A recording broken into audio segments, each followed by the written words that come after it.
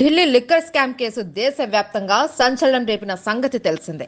ఇప్పటికే ఈ కేసులో ఆమ్ ఆద్మీ పార్టీ ప్రమేయం ఉండటంతో సీఎం అరవింద్ కేజ్రీవాల్, మంత్రి మనీష్ సిసోడియా అరెస్ట్ అయిన సంగతి అందరికీ తెలిసిందే. అయితే తాజాగా ఆప్కు మరో షాక్ ఇచ్చే ఘటన చోటు చేసుకుంది. లిక్కర్ స్కామ్ తరహాలోనే మరో స్కామ్ బయటపడింది.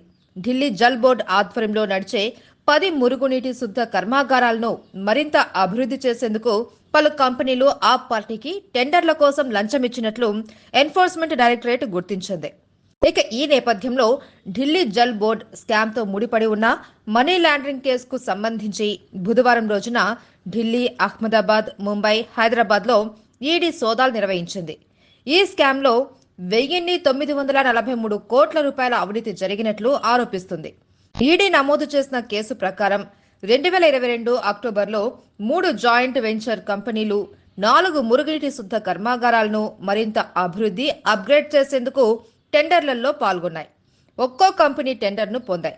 ఆ తర్వాత ఈ 3 జాయింట్ వెంచర్ కంపెనీలు ఈ 4 ప్లాంట్ల టెండర్లకు సంబంధించి హైదరాబాద్కు చెందిన యూరోటెక్ ఎన్విరాన్ ప్రైవేట్ లిమిటెడ్ అనే కంపెనీకి సబ్ కాంట్రాక్ట్స్ ఇచ్చాయి. ఈ టెండర్లను వెరిఫికేషన్ చేయగా ముందుగా ఈ 3 వెంచర్ కంపెనీలు 1546 కోట్లకు 4 టెండర్లు పొందాయి.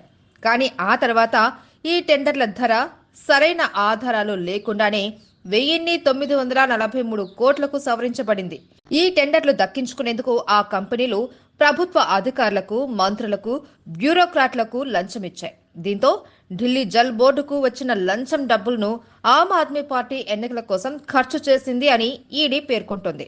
ఈ కేసుకు సంబంధించి ఇటీవల నిర్వహించిన సోదాల్లో 41 లక్షల నగదు, నేరారోపణ పత్రాలు, డిజిటల్ ఆధారాలను స్వాధీనం చేసుకున్నట్లు అధికారులు తెలిపారు.